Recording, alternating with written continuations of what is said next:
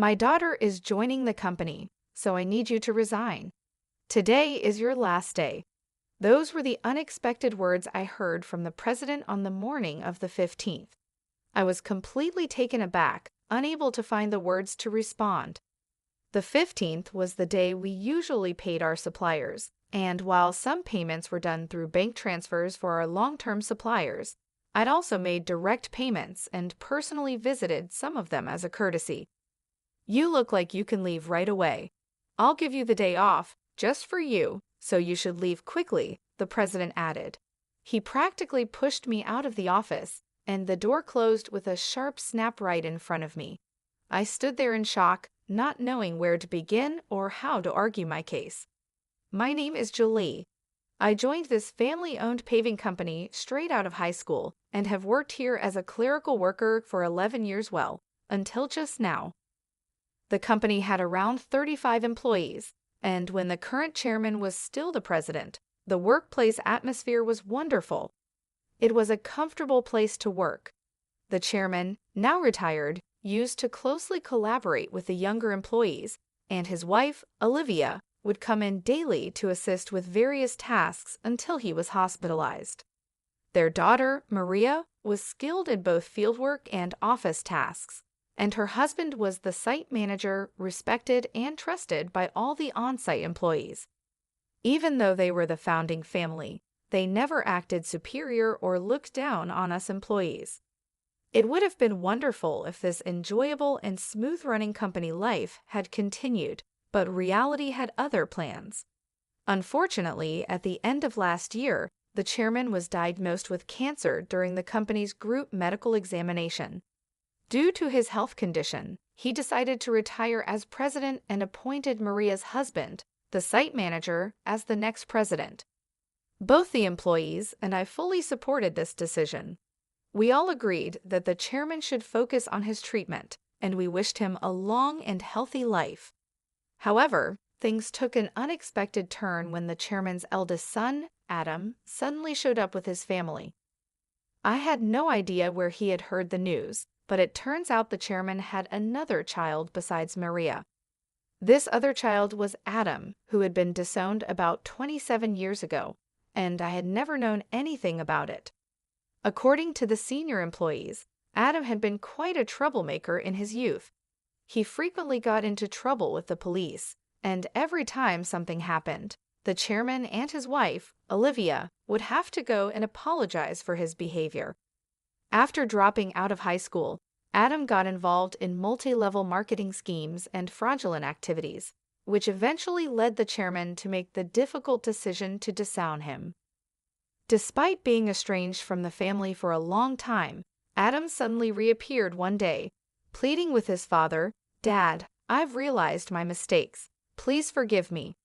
I was stunned to witness this unfold in our small company, where the president's office and the clerical room were essentially the same space. Adam expressed a strong desire to reconcile with his father and to work in the company, but given his troubled past, it was hard for anyone to believe in his sincerity. The chairman, deeply moved by Adam's plea, apologized to everyone in the company and asked, "I know about Adam's past, but I ask you to give him another chance." Maria and the senior employees, who were well aware of Adam's history of trouble, couldn't fully embrace the idea, but they also couldn't turn down the chairman's heartfelt request. So Adam and his family moved into the annex of the chairman's house. Adam became an employee of the company, and his wife took on household duties. I only saw their daughter once when she visited the company. She seemed to be a college student. The chairman truly believed that Adam had changed for the better after facing many hardships in life. Olivia was overjoyed to have her son back and often talked about how they would rebuild the company together as a family. However, problems soon began to surface. Adam insisted, "I'm the eldest son, so I should be the next president," which created tension between him, Maria, and the site manager. Although Adam tried to appear hardworking in front of the chairman, the truth was that he did very little. He frequently made demeaning remarks like, "Physical labor is for the workers," and "You're all just worker ants. Work silently." Naturally, his attitude made him very unpopular among the employees. Some of the younger workers even went directly to the chairman, saying, "I can't work under these conditions." Despite this, both the chairman and Olivia pleaded with everyone, saying, "We will talk to Adam about this. Please try to see the bigger picture." Unfortunately, due to stress or other reasons, the chairman's cancer suddenly worsened, and he was hospitalized 5 months ago. During this time, Adam made a bold declaration. "I am the president," Adam declared, despite many employees advising the chairman and Olivia to stick with their original plan of appointing the site manager as president. However, in the end, they chose Adam, their biological son, over their daughter's husband. This decision stirred up quite a bit of grumbling among the employees, who felt the chairman and Olivia were either blinded by parental love or losing their sharp judgment as they aged. The once harmonious atmosphere of the company became tense and uncomfortable. Tensions were high, and it was clear that the decision had caused a rift. Maria and the site manager, her husband, began working behind the scenes to keep the company running smoothly. This left me handling all the administrative tasks alone, a job that was once shared among Olivia, Maria, and me. Now, I often found myself working overtime, sometimes leaving so late that the date had already changed by the time I got home. Meanwhile, Adam seemed to have no interest in the responsibilities of running the company. He treated administrative duties as if they were effortless, spending his days at hostess bars, betting on horses, or gambling. My relationship with Adam, the new president, took a serious downturn over an issue with expenses. Adam had been using the company's credit card for personal dining and entertainment, and while I had overlooked it to some extent, this time the expense crossed a line. With apprehension, I handed the receipt back to him. "I can't approve this expense," I told him. "What? Why not?" he demanded. "This is for your wife's corrective underwear. It's not related to business, so it can't be expensed," I explained, trying to remain calm. Adam's face flushed with anger. "Don't challenge me. She's the president's wife. It's natural for her to dress well. This is a valid expense," he insisted. "No, that's not how it works. Your wife's underwear can't be considered a business expense," I stammered, struggling to comprehend how the president could justify a $7,000 expense for his wife's corrective underwear. His next suggestion left me even more bewildered. "Then let's turn selling corrective underwear into our new business venture. We'll categorize it as inventory, so it counts as an expense," Adam said, seeming pleased with his idea. I was at a loss for words. "We're a paving company," I managed to say, trying to make him see reason. "So what?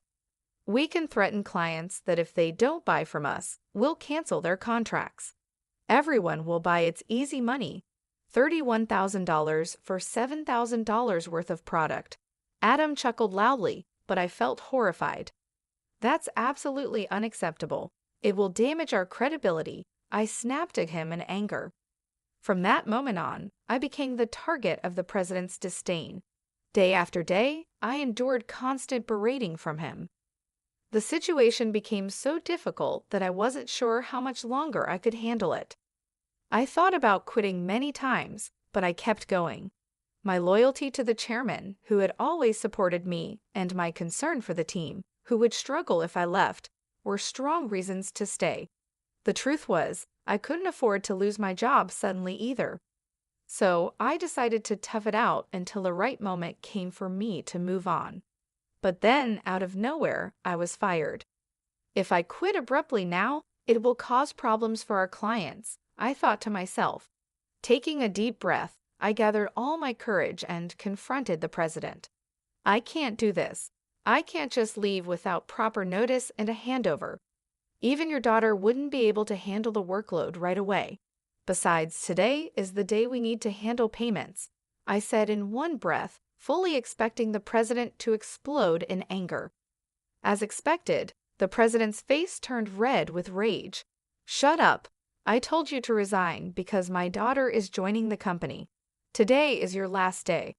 After the payment, let them wait until they come to collect it.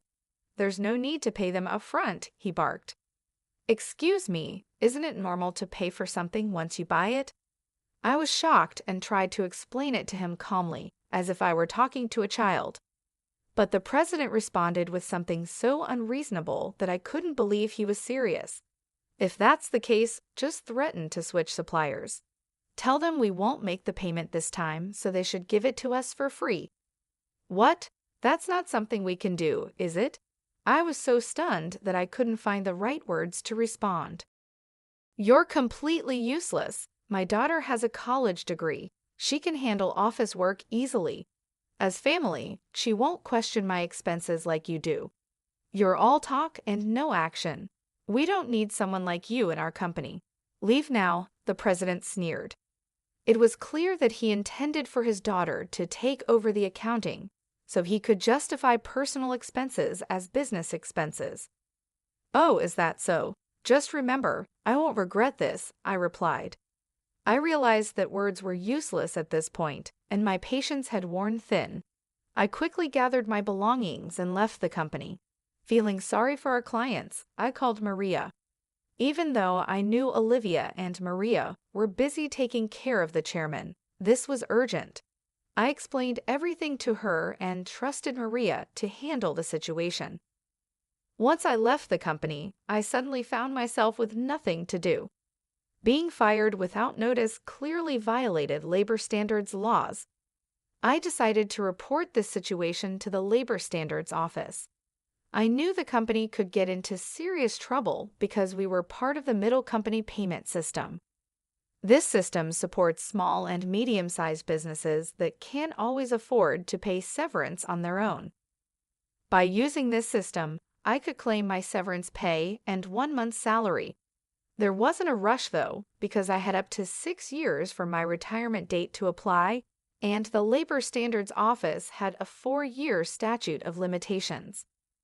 With my usual professional habits, I started planning out the steps I needed to take and the timeline for my retirement. I decided that I could take it easy for at least a week. Lately, I had been working overtime and weekends without a break, leaving no time for myself. There were many places I wanted to visit once I had some time to relax, so I chose to go on a day trip to the beach for a refreshing break. After enjoying a peaceful day at the beach, I checked my phone, which I had left in a locker.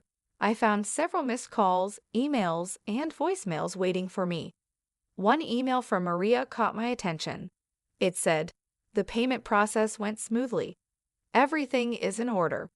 I felt a sense of relief, despite how abruptly the president had dismissed me. Still, I couldn't shake the guilt I felt for leaving my job in anger. Next, I listened to the voicemail from the company. It was the president's panicked voice saying, "Hey, what's going on? They're saying I'm not the real president. Did you know about this? Explain yourself." I couldn't help but chuckle at his sudden realization. After that, I continued to check my emails and voicemails, and among them was a message from the chairman, asking me to come to the hospital. That evening, I promptly headed to the hospital. When I arrived, I found Olivia and the president already there in the room with the chairman. As soon as the chairman saw me, he greeted me from his bed, saying, "Julie, I'm truly sorry for my foolish son." Before I could respond, Adam, the president, arrogantly shouted, "Hey, what's going on? I'm not the official president. Explain yourself." The chairman quickly silenced him with a stern command, "Quiet down." It turned out that right after I had called Maria, she immediately informed the chairman and Olivia about everything that had happened. Upon receiving the news, the chairman had contacted Adam, who had been acting as president, and asked him directly, "Do you really not know anything? So what's the truth?" I calmly explained to Adam, the president, who was still shouting in confusion, "Adam, you didn't have any legal authority. Your role as president was just a title." It might seem confusing, but in business terms, being the president is a position within the company that doesn't hold legal standing like a representative director does. The representative director is the person who is legally responsible for the company's actions externally. It's a more formal role that requires specific legal procedures to change. I continued, while the title of president can be changed informally within the company, changing the representative director involves complex legal processes. That's why your position didn't carry the legal weight you thought it did. 5 months ago, when Adam was appointed as president, there was strong opposition from Maria, the site manager, and some veteran employees. That's when I proposed a strategy. Adam would be a figurehead president, while the chairman remained the legally responsible representative director. As someone familiar with company procedures and laws, I knew how complicated these things could get. Under my plan, if Adam showed genuine dedication and won over the employees, we would then start the legal process to formalize his presidency. However, if Adam failed to prove himself fit for the role, our backup plan was to either remove him or even consider closing the company, while Maria and the site manager prepared to start a new venture. Maria doubted Adam's ability to change, but the chairman and Olivia continued to believe in him until he unfairly dismissed me. That seemed to wake them up to his shortcomings. If you want to be a leader, you need to learn to take care of your employees. I've told you this many times, the chairman emphasized. Adam retorted, "It's not a big deal, right?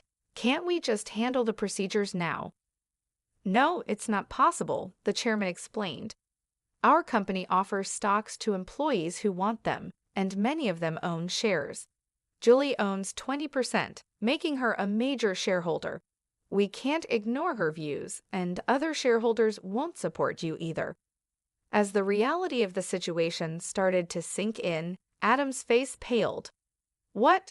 I don't have any shares." "None?" he stammered. "I plan to pass on my shares to you once you proved yourself as president. But I'm deeply disappointed in you. Were you only interested in my wealth, thinking I didn't have much time left?" the chairman said, slumping in despair. Olivia remained silent, visibly upset. Defiantly, Adam responded, "Well, I'm the eldest son. What's wrong with taking what's rightfully mine? The company belongs to me." "I can't forgive you anymore," I said firmly.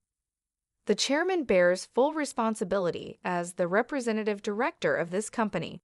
Moreover, as a shareholder, I have the right to call for a shareholders' meeting and propose your removal. I made my stance clear.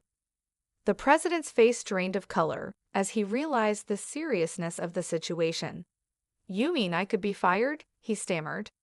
"Adam, you were just a clerk," I replied. "Julie is right. At this point, no one will support you," Olivia interjected, her voice full of concern. She then turned to me, "Julie, I owe you a sincere apology. I regret the trouble caused because of my love for my son. Please tell me what you'd like to do." I confronted the president directly. "Mr. President, I no longer wish to work under your leadership, so I am resigning immediately. However, I expect to receive my severance pay along with 1 month's salary, including unpaid overtime and holiday pay. As a shareholder, I will also take action through the Labor Standards Office to remove anyone who is harmful to the company." As I spoke calmly, I noticed the president's complexion shift from pale to completely white. I continued, informing them that Maria had been actively visiting clients and successfully promoting our new company. Many clients had already decided to switch from our current company to the new one, and most of our employees were planning to follow suit. "That's impossible. I'll sue you," the president threatened, his voice cracking with desperation.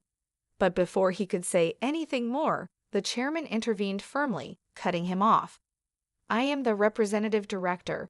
You have no such authority," the chairman declared firmly. The president collapsed to his knees, and I felt a mix of emotions: regret, disappointment, and a strange sense of closure. "Mr. President, it's unfortunate that things had to end this way. If you had changed your approach when you returned, things might have turned out differently. There were plenty of opportunities for understanding if you had made an effort to learn and adapt," I said, trying to convey the missed chances. Ultimately, it was the president who squandered those opportunities, a classic case of reaping what you sow. In the aftermath, the chairman made the difficult decision to shut down the company, leaving Adam unemployed. The president's wife tried to sell the corrective underwear, but her efforts didn't succeed.